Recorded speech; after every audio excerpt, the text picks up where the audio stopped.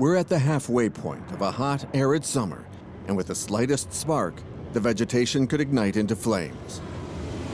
During summer, the Mediterranean zone is always put to the test, but this year is particularly destructive. Alerts come one after another, and the firefighters have one sleepless night after the other. High-tech surveillance equipment, tactical operations against the fires, but also bravery and sweat. The teams are now perfectly honed to intervene in forest fires. As if human recklessness was not enough, arsonists have begun starting fires. Homes have been destroyed, and firefighters have been seriously injured. The regional brigade has called in reinforcements from all over France. This is the daily routine of SDIS 13, the Bouches-du-Rhône Department Fire and Rescue Service that's facing a massive influx of tourists during the extreme fire season. On alert 24/7 with the fire brigade.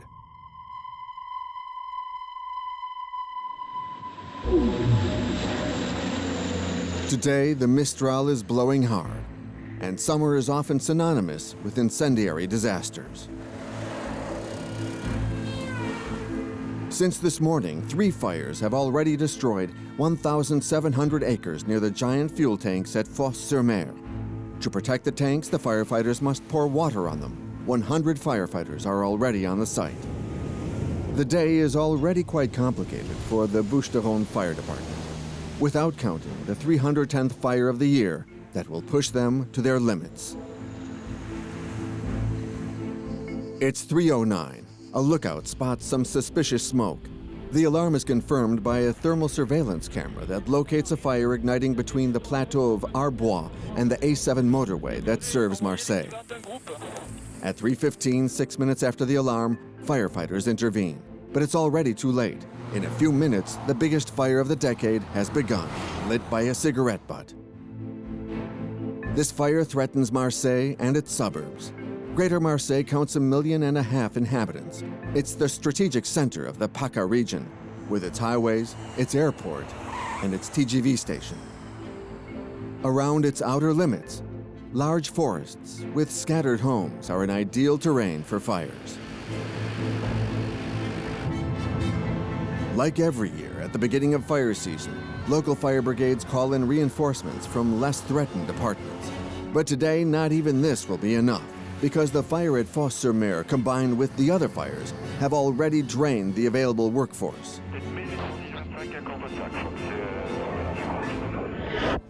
Colonel Gregory Allione, the director of the SDIS 13, the Bouches-du-Rhône's fire brigades, is in charge. The situation is so serious, the colonel himself takes charge of managing the operations. Jean-Pierre, Bernard, listen, I'm taking command of relief operations. From here out, he will battle the fire with his men on the ground. Taking command is a strong act. It's putting yourself on the front line and telling your men, follow me. For a departmental director, taking the direction of the relief effort means becoming exposed. My command will or will not succeed in establishing a good working relationship. It's a big risk, but one I have to take. The water-bombing aircraft immediately get involved. The Canadairs, but also the trackers and the Dash 8.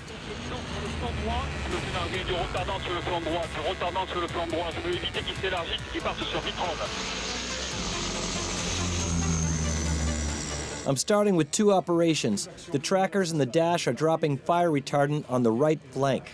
I want to prevent it from spreading and reaching Vitrolles. Code is 13, Tracker 11. Each type of aircraft is given a precise mission. We're dropping on the flank. The Dash and the trackers drop retardant on the right flank to slow the flame's progression toward the first houses at Vitrolles, while the Canadairs irrigate the fire's left flank to reduce its intensity.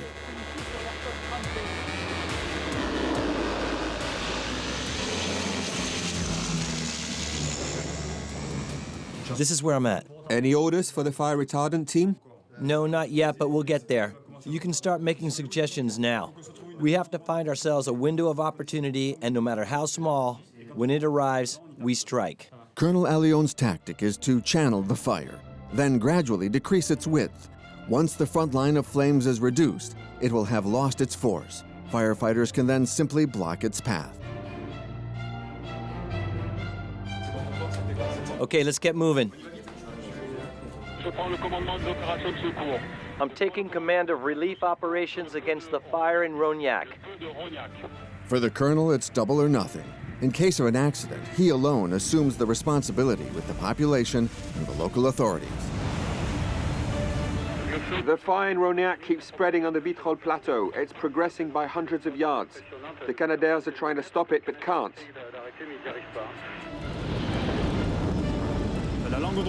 The right flank is fanned by the wind right now. I think it'll jump over us. During an intervention, an officer has very little time to make a decision. A team leader has only a few seconds to assess whether his environment is clear enough that he can commit his team. We may be experienced and have a lot of information, but in a half a second, when deciding how to fight a wildfire, can we really know everything? To make the required tactical decisions, the colonel needs to know the situation minute by minute. He's helped by Horus 13, the aerial surveillance plane flying above the operations zone. We're on the west of Whiskey Tango, and we're proceeding. Horus continually sends images and instantly maps data of the fire's progress. On board, a fireman makes the link between the crew and Codis 13. Today, Commander Fabrice Mosset guides the aircraft. Horus here. We departed from the fire's origin and we're flying up its right flank. Roger that, Papa Charlie. Do we have a particular mission? Received you loud and clear. Continue around the fire and look for hot spots. Horus is equipped with military surveillance equipment. It can film a firefighter at 16,000 feet. Gyro-stabilized infrared cameras enable it to detect hotspots both day and night.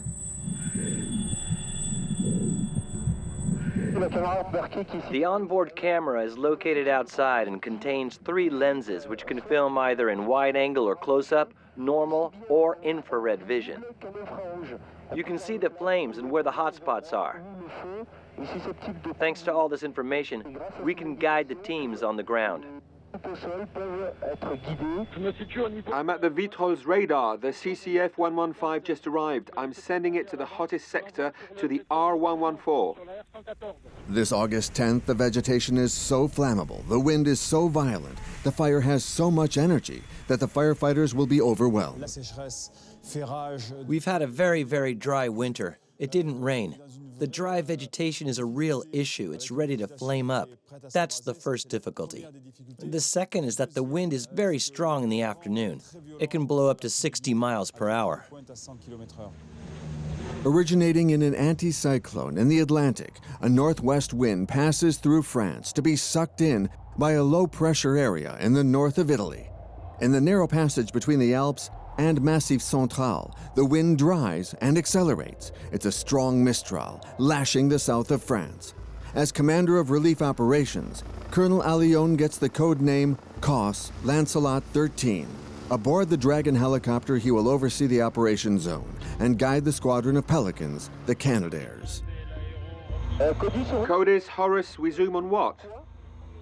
That radar there. The first operation, protect a sensitive site, the radar that guides all air traffic for the airport of Marseille-Provence and its 23,000 daily passengers. Dragon hovers. Its nose indicates the exact area where the Pelicans must drop their water loads. Their flight is complicated. The hot burning air doesn't provide lift for the planes, and the turbulence pushes them towards the ground. But all winter long, the pilots train to anticipate these difficult conditions. You see, 3 or 4 days of Mistral, it's obvious we'd get pushed.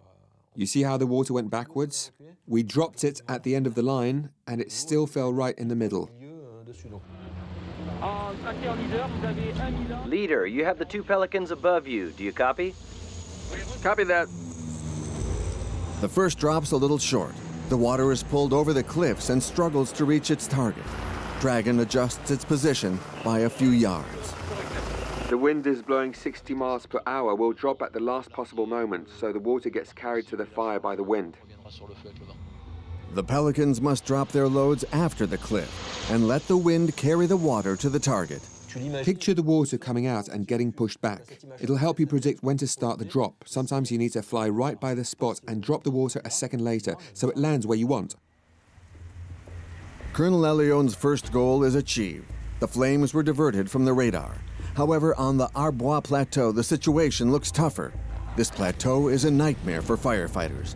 Inaccessible, windswept, it's regularly ravaged by fires which spread at a very high speed.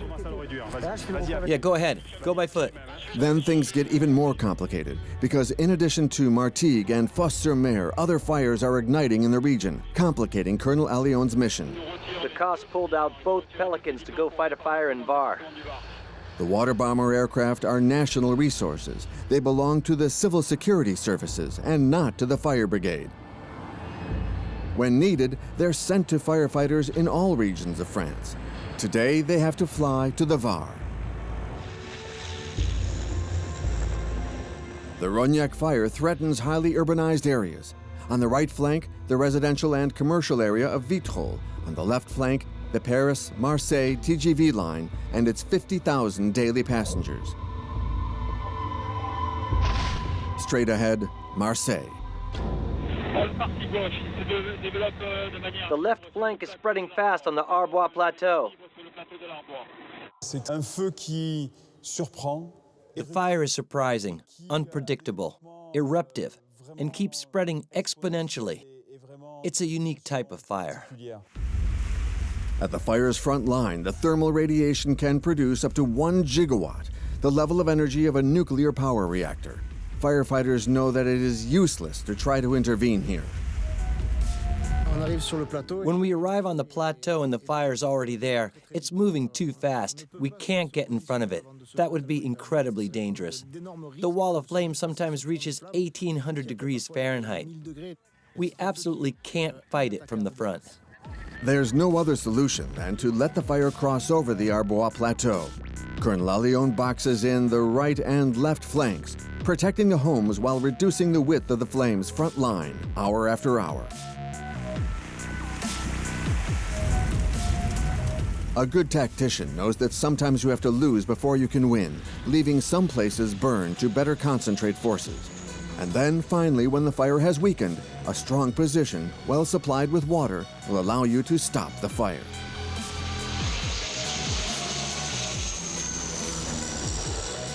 At the end of the plateau, the D9 highway blocks the path of the fire. The defensive line will be positioned here.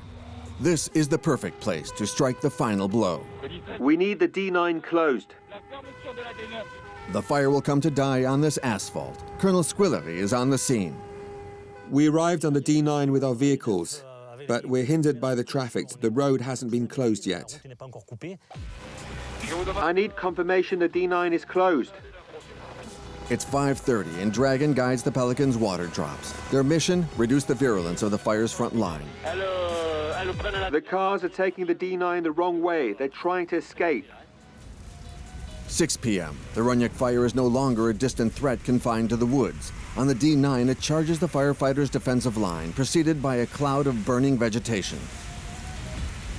We tried to fight the front line, but the Mistral was blowing in our faces and breaking our water sprays. We could only reach around 6 yards, when usually our water nozzles can spray up to 40 yards. We're struggling to maintain our position. The fire in Rognac is currently spreading freely. I have no way to fight it directly, except on the right rear flank. They may stop the flames on the ground, but the fire flies over them in a cloud of embers spreading across the road. Sparks and embers start the road, lighting up behind us. The fire will jump the D9 road and spread towards the houses near Plante Campagne. Pine trees on the other side begin to burn. I sincerely fear for Ben Mirabeau. We asked for quick reinforcements on Ben. Come on, come on! Ground and air forces have just jumped the D9. If we can't hold the front, we'll have to retreat. And we'll need to deploy more air support. We're withdrawing. No one's on the path. We saw TG-22. This moment marks a turning point in the fire's progress. Its direct charge has metamorphosized into a multi-headed hydra. If you cut off one head, out comes another. The fire started to spread between the houses. As soon as you get reinforcements, send them here. The fire is constantly moving. It's like an urban guerrilla. It moves from garden to garden. The fire's made it to the front left house, under the power lines. The fire has broken through the defenses and spread into the residential neighborhoods. On the left flank, a house is in danger. The fire is progressing. All countermeasures are engaged, even those that seem useless. The wooded suburban areas are interfaces of city and forest, a hybrid environment that further complicates the firefighters' task. A wildfire is not just a wall of fire. It's often more like a lot of small fires moving quickly. So we have to move even faster to be efficient against wildfires. Sending men out there with the right amount of trucks and the smallest teams possible means sparing resources. We have to move very quickly, and our big trucks are useless. We thought about how to proceed, especially suburban areas, which are common in the south of France. We need small vehicles like pickups equipped with pumps. We rely on people's pools to get water, and with 2 firefighters, we can't stop the fire, but we can divert it. It means we prevented the house from burning. That's essential. We comfort people, we save the animals, and we get everyone to safety. To implement this new strategy, the firefighters can also count on community volunteer firefighters who come to help them with their fleet of light vehicles. But the high number of houses to protect mobilizes a lot of manpower, slowing the firefighters in their struggle to stop the fire. People who evacuate close their gates. They're electric gates, and we can't just break them. It's very difficult to progress, to protect, and to extinguish the fire. Our priority is to protect the houses.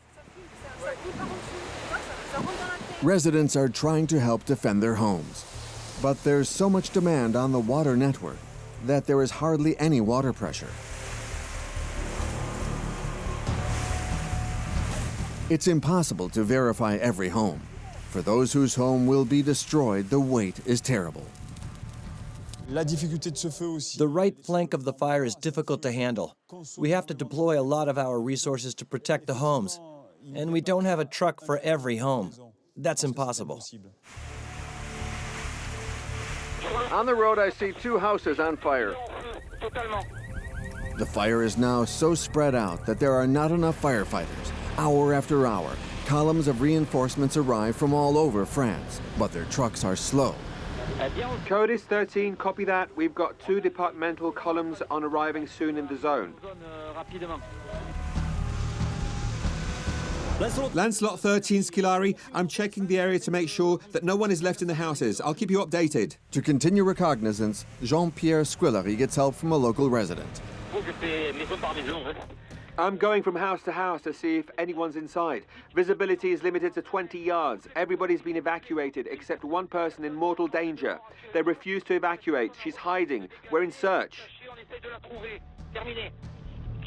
Very often, older people refuse to evacuate. We have to move them by force. They're particularly at risk, asphyxia or heart ailments. Sometimes it's difficult to get them into a vehicle because they have disabilities. We understand that they don't want to leave their house, but it's necessary to save their lives. The situation's critical on the right flank. The fire's coming down from the plateau. It's 7:30 p.m. The fire has blazed for 4 hours. A new challenge awaits Colonel Allione and the firefighters. The wind direction has been stable, but it now veers slightly north, and in 15 minutes, the fire that's been progressing in a straight line swells to the right and down to the south, towards the fields, industrial zones, and shopping centers. These familiar places suddenly seem very precarious. The Mistral is carrying burning embers hundreds of feet. They climb up to the highway and burn a truck dealership. The vehicles add their column of black smoke to the air that's already unbreathable.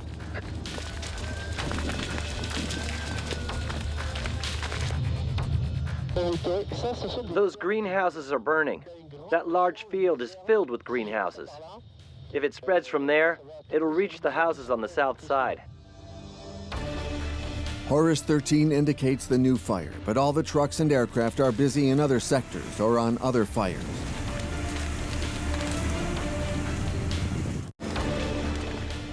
There'll be damages, that's for sure. I know. Hold on, I'll send you everything I've got as soon as it gets here. We'll keep the planes fighting as much as they can, but they're having trouble with the smoke. To avoid a disaster on the right flank, Colonel Elion presses civil defense to recuperate the Canadaires. I urgently request all air support for fighting the Rognac fire. If we can't get control of the right flank, it'll reach Marseille. Do you copy? The farmers defend their greenhouses as best they can to hold on until the arrival of the firefighters. 8 p.m. The helicopters refill in the basin of an apartment residence. They're the first to intervene. Code is 13. We've got a fire starting next to the highway. Then the Canadaires come back, and it's their turn. Code is 13, Pelican 45 leader, come in. Can you drop on the side of the highway? Approaching drop point. Behind the greenhouses, a hillside becomes a strategic point. If the fire passes over it, it will be completely free to travel a second route to attack Marseille from the west. The aircraft have only 30 minutes before returning to base for the night. While they attack the fire, they must keep the right flank from spreading out, then go around the flames to block their path before they reach the top of the hill. A first truck is finally able to get free. Its crew leaps into action. If you have aerial means, send them now. To the left, to the left. Handle that quick, and we'll go to the right. Left, left, hit it there. Pick up the pace, hit harder. Attack up there, not from behind. Move over there. We're struggling a lot trying to maintain position. Come on, guys, hit harder, advance. Come on, pull. Code is 13, tracker 22, we're about to drop. The fire's spreading on the right flank. But the fire accelerates on the slope. To overtake it, the firefighters deploy their entire stock of hose lengths. 2 hoses! Get 2 extensions! Hurry! To all sector chiefs, the planes are returning to base. The fire travels so fast, the firefighters can only follow it and don't have enough time to get in front to stop it. Hurry! Follow it! William, run! Open it! Karis just told me it's the last passage for the Canadair. The trackers are returning, so we only have air support for 5 more minutes. Copy that. The airplanes and helicopters must land. It would be suicidal for them to fly in the dark just above the power line. The firefighters on the ground are now alone with the monster. Okay, guys, I know you're tired, but we're attacking one more time. Come on! Open it! The flames have widened their lead. The right flank has been contained, but the fire arrives first at the top of the hill. From up there, with the Mistral's help, the fire can easily bombard the valley with burning embers, igniting more and more houses. Colonel Alion's fear becomes a reality. The fire has opened a second path to Marseille. The fire is surrounding the town of Les Pins-Mirabeau, bordering Marseille. Firefighters defend homes, doing their best, while waiting for their opportunity to stop it. Signaling a fire in Les Pins-Mirabeau. Hour after hour, reinforcements arrive, but the Mistral shows no signs of losing its strength. How many columns can we expect here? Okay, call CODIS so we know precisely how many they are and when they arrive, and we'll dispatch them to the 2 fires. Sending the columns 0405. They're on their way towards you, and they'll contact you on the frequency 712. As each column arrives, they come to get their orders at the mobile HQ, then join their assignment at one of the many fires.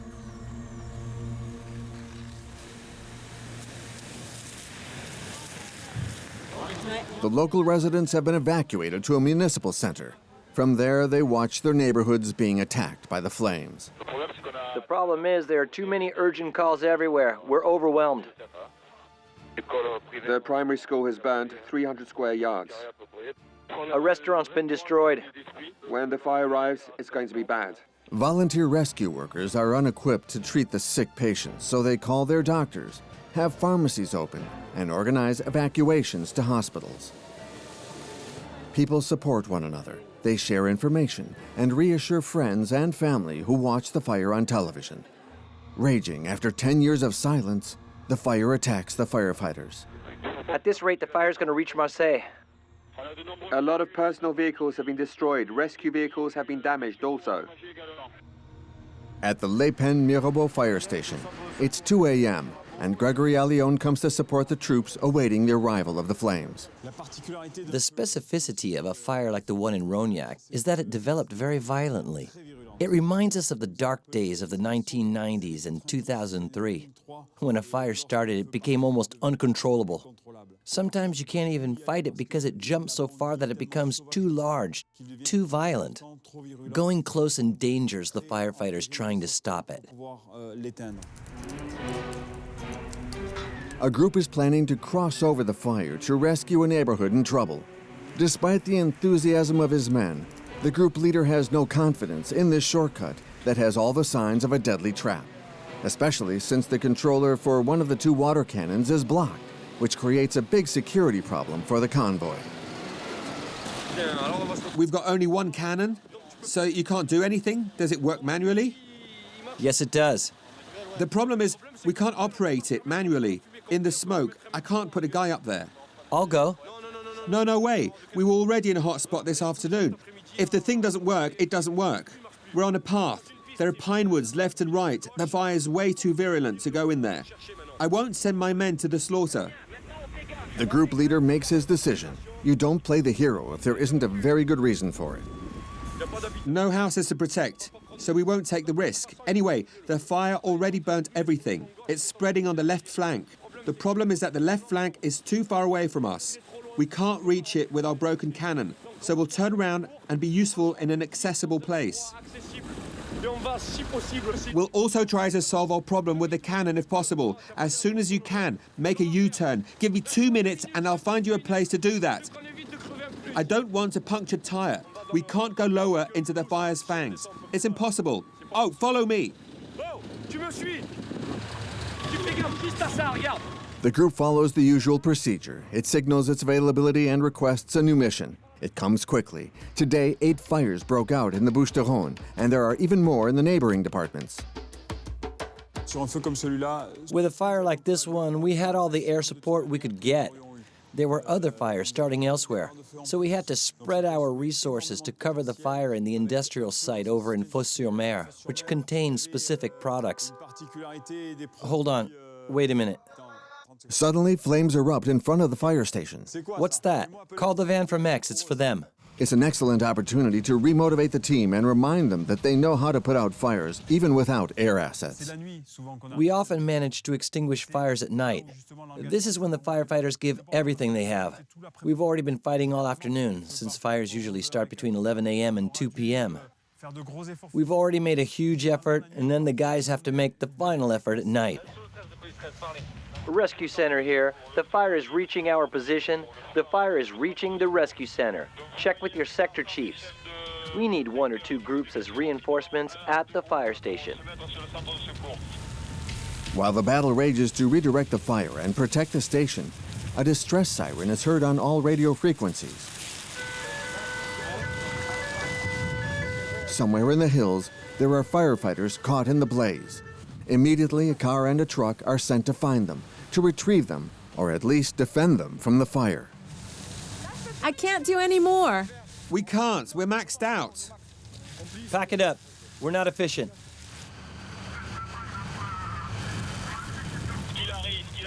Scolari, do you copy?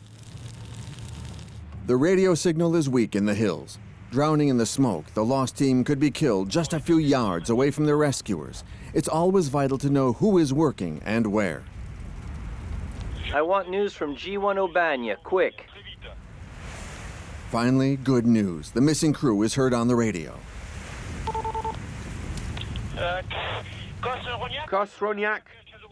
Rognac, Aubagne group leader. We're safe. My guys and I are safe. We're letting the fire pass us. When visibility is acceptable, we will try to get out the path. Over. Roger that. Keep everyone safe and get out of there. To all groups, nobody is to go in the massif. Protect the houses. We're not going into the woods. The rescue team uses their water cannon to open a passage and progresses laboriously to the CCF that's in trouble. It was hot, you know, on the left and right. If you lose your cool, it gets dangerous. When we got to the beginning of the path, we turned around, and I got out and used the cannon, you know, like that. My vehicle was in front of the trucks. I couldn't go because of the smoke and embers. I gathered all the personnel between the two trucks, between the one with the beacon and the one in second position about 20 yards away. We waited until the fire passed and the smoke lightened. We spotted two places where we could turn, but we couldn't see well enough to use them. We couldn't see anything. Once again, the group escapes disaster. The smoke conceals a ravine that they barely avoided, but they finally managed to get out of the fire. More fear than harm, but Colonel Elion reminds them strongly about the priorities and safety rules. Codice 13, Lancelot 13, Cosrognac. No one is to go into that massif. We focus on defending sensitive areas only. We protect the houses. We don't go after the fire. We don't care about the trees. G1 Aubagne, I get why you did what you did. It's good, but now you get everybody out of there. Roger that. Like I said in recent weeks, the trees grow back. Make it clear to the staff. If we're needed to save people to make rescues, okay. That's when we go in and give everything we have. But we don't risk ourselves for a few trees. I want everybody home safe at the end of the day. At the Le Pen-Mirabeau fire station, the medical team treats those suffering from carbon monoxide poisoning. Carbon monoxide is a gas that can cause mental confusion, weakness, and even loss of consciousness in the flames or while driving a truck. 3/4 of the group is in the hospital. They're in various hospitals in Marseille for gas analysis and oxygen treatment. Our carbon monoxide rate is way too high for all of us. It's 14. We all inhaled too much smoke for an hour. The normal level is 0. We couldn't move, we were blocked, so we swallowed the smoke. But everybody stayed calm, no one panicked. Everybody stayed in place and listened. The colonel gave instructions so that we can go home. Half of us are in the hospital, and we are here, but not in very good shape. A final goodbye to his colleagues, and then he leaves for the safety of the hospital and a night of oxygen treatment. Carbon monoxide binds to red blood cells instead of oxygen. In large doses, it causes coma and death. In a fire, it's the main danger, even before the flames. There were two main conditions. Eye burns with a lot of soot and carbon monoxide poisoning, some of which were quite severe and demonstrate the violence of the fire. So some of them are back for more exams because we told them to come back if they felt something was wrong. I think they got the message. So, 3? Great, you're better now. We were lucky. Nobody was seriously injured yet. There are no civilian casualties either. Those are the real issues. For now, no one's badly injured in the Bouches-du-Rhône, but at a neighboring department, a young fireman burned in a fire will die. It's 3:30 a.m. The fire is 12 hours old. At the field HQ, Colonel Elion prepares the final blow. In the mapping truck, the only tool of its kind in France, all the data converges to provide officers and public authorities with tactical maps in real time, enabling them to make their decisions. On fires like this one, we must wait for the right moment to, as we say, lock the fire. The lock corresponds to the moment when we have enough hydraulic capacity to put a stop to the fire. That's the real lock. And the moment is right. The wind decreases slightly and the fire's progress is slowed. But it's now just 2,500 feet from Marseille. The fire is south of Pen, west of Cadneau. The fire is reaching the northern edge of Marseille.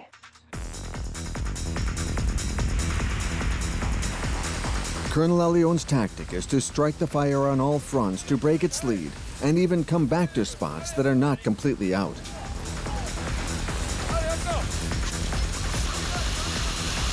Although the troops have been in the heat for 12 hours or driving for a long time, they'll now have to make the big offensive. The houses are in direct danger. I don't know if they've been properly evacuated. The key word, mobility. They can't stop as long as the front lines are active, because at dawn, the Mistral may pick up again. To all squads on the front, don't stay in place and try to stick to a position. Keep moving, keep repositioning.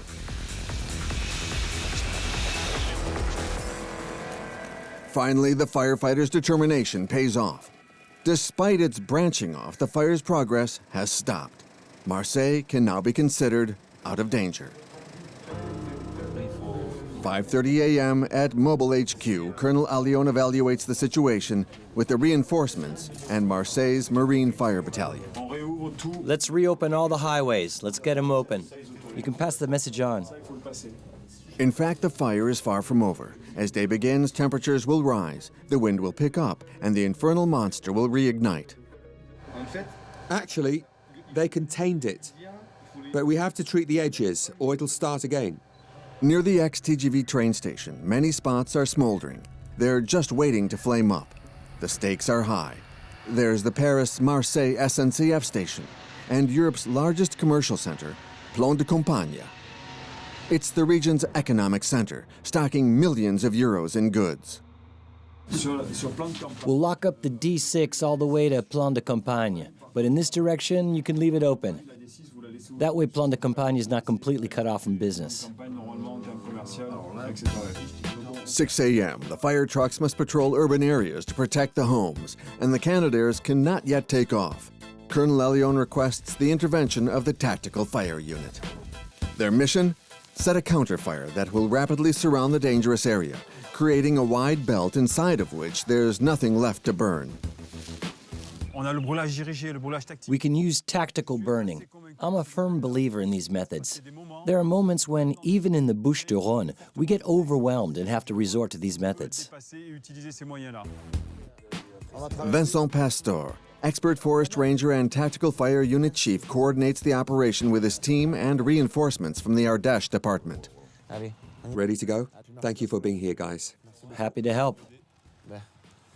We need it. Well, Ardèche is green this time of year, so some of us are in Corsica and some of us are here. The tactical fire unit stayed in front of the fire and was more than a mile ahead. But when we arrived, it was still too late. The wind will rise, as well as the heat. I don't know if you're aware of what we've done so far. The fire started about 8 miles from here and is spreading 5 more miles that way. The left flank is inaccessible. We can't work it at all. Here, there's a big area that hasn't burnt yet, this pocket here. And we'll see if we manage to redirect it. Our goal is to treat the hot spot over there.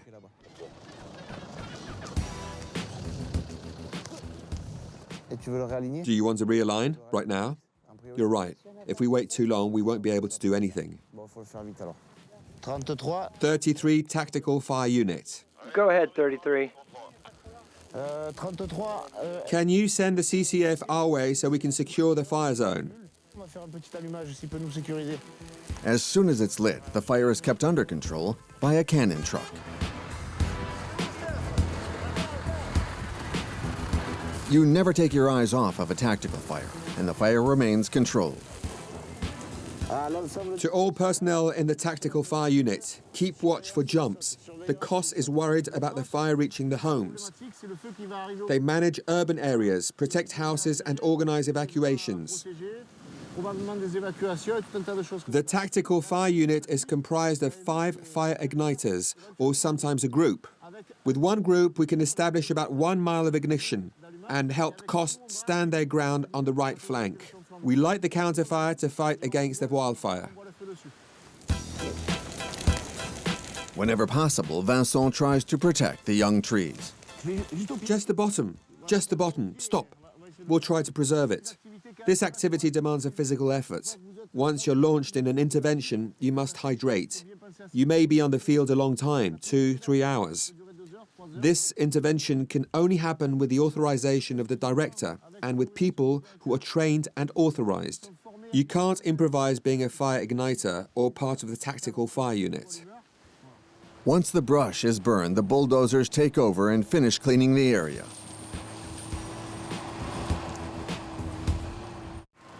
"8 a.m., 17 hours after the battle began, the fire is officially stopped.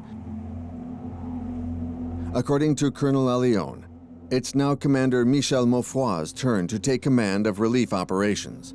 His mission? Prevent the fire from rekindling. He will tour the sites and personally meet all the area chiefs to get a clear idea of the overall situation.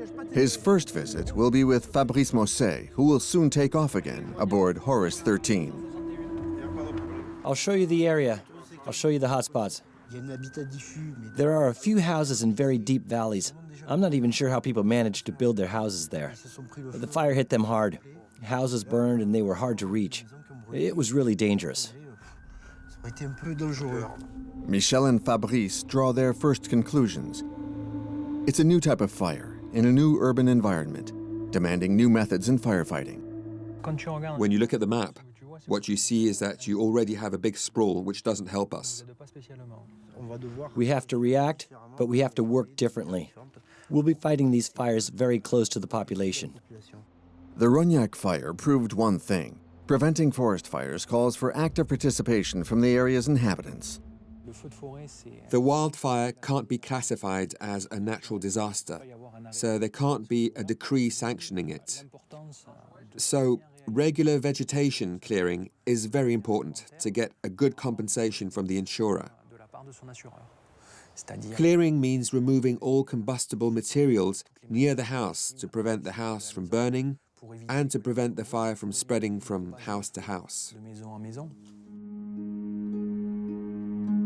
The time for adding up the damage is at hand.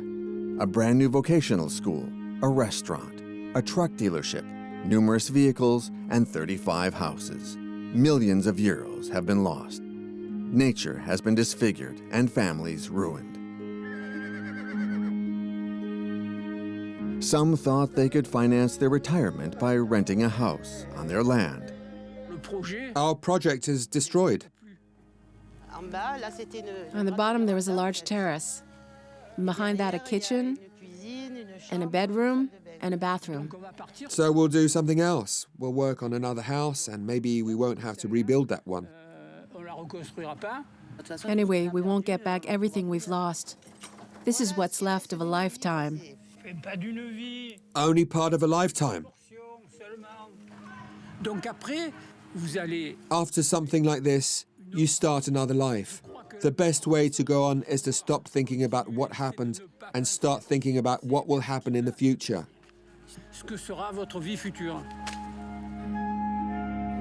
For the Rognac fire, the pressure has dropped. So the first reinforcement brigades need to be sent home, including those from departments that are also exposed to fires. Papa Charlie Rognac to Kos, we're disengaging the Var column, then gradually the columns from Ile-de-France and Serra.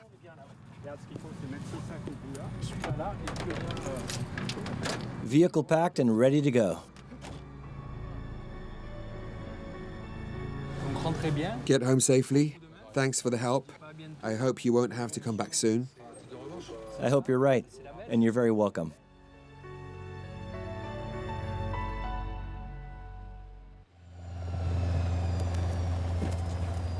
Before taking off in Horus 13, Fabrice Mosset is visited by Lieutenant Robert Mugeli, his former colleague who spent a rather agitated night on the cliffs of the right flank. It'll be interesting to see if we did a good job. The Rognac fire is stabilized, but every potential source must be carefully examined.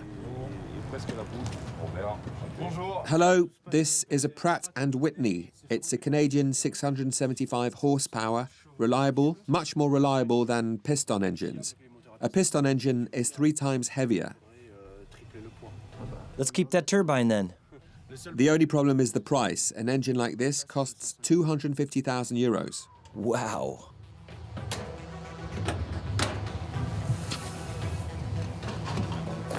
Okay, Robert, see you later. Fly safe? You'll tell me if we did good work. Well, I certainly will, especially if you missed a few spots. Fabrice takes off again on Horus 13. Their mission, to examine the entire territory ravaged by the fire, with, of course, a special look at the area managed by his friend Robert. Every ember smoldering in the hummus can trigger another fire. Rekindling is sure to happen. So after yesterday's fire, our mission today is to survey the area, circle around it, and assess how much area has burned. Also to identify potential hotspots on the edges, spots that could reactivate. In a private property, a column of smoke draws their attention. Is that a fire? Excuse me? Is this guy starting a fire? If it's a barbecue, they've got a lot of meat to grill, but I don't think it's a barbecue at all. No, it's probably a rekindling. Code is Horus 13. I have a rekindling to signal in a dense forest area. Roger that. We'll handle it. Fabrice Mousset pursues his mission, guided by Horus 13's thermal camera. Whenever a hot spot is located, a ground crew is sent to investigate.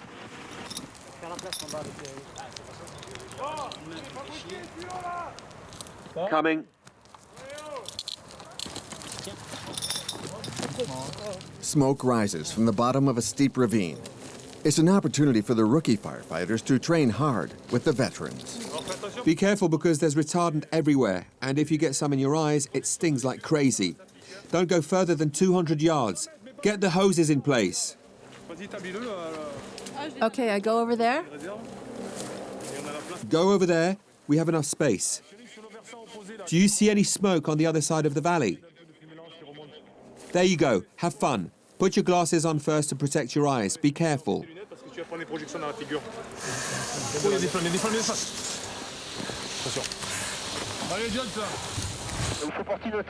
We have to pay close attention when we're flooding because a fire can start under the ground cover in the humus layer. We have to work with the hoses to flood the ground and drown any ember which, with the first strong gust of wind or with the rising heat, could rekindle the very next day. Do you want me to take over? To be at ease in the face of an actual forest fire, they must first learn to control the material and the procedures. Look, we covered it earlier, but it's still not enough. This ravine is difficult to access, so to avoid coming back here, they use a foaming agent that will fix a wet film on the vegetation, smothering the embers for several hours. Good thing we're here. Go to the right, it's less steep. Just above the ravine, Michel comes to assess Lieutenant Mugeli's site. Nico! Wait, turn the hose that way. Robert Mugeli is a specialist in interventions in steep terrains inaccessible for the trucks. There are nice excavations here, around 7 yards deep. We jumped across to get to those rocks over there. He's a member of an elite unit, the DIH, composed of ultra-motivated firefighters able to lay out several miles of hose to supply their nozzles. DIH can occupy any environment, on foot or by helicopter. They're assigned to missions on steep hills or to other totally inaccessible spots. Luckily for Michel, he won't need to climb down. Robert, Robert and his DIH team are wrapping up their mission. All good, Cos? When I arrived, it was completely inaccessible. A boar would get lost. Some of us fell and got hurt. It burnt good here. I wouldn't have wanted to be there. The heat must have been really high over there. The rocks are completely cracked. Robert and his team flooded the fire's periphery 3 times. Yet some smoke gets his attention. Despite their great care, there are still some hot spots. Ah, I found it. I need to get it from the side.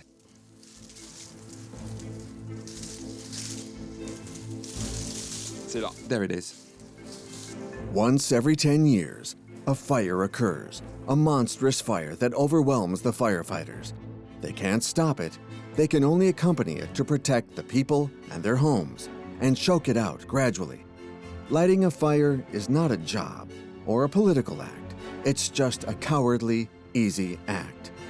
In this case, it was simply due to carelessness, simply due to the inexcusable negligence of someone who thought that they were above the laws of physics. The Rognac fire will mark a turning point in the fight against forest fires. Will it shake up years of laxness and urbanization?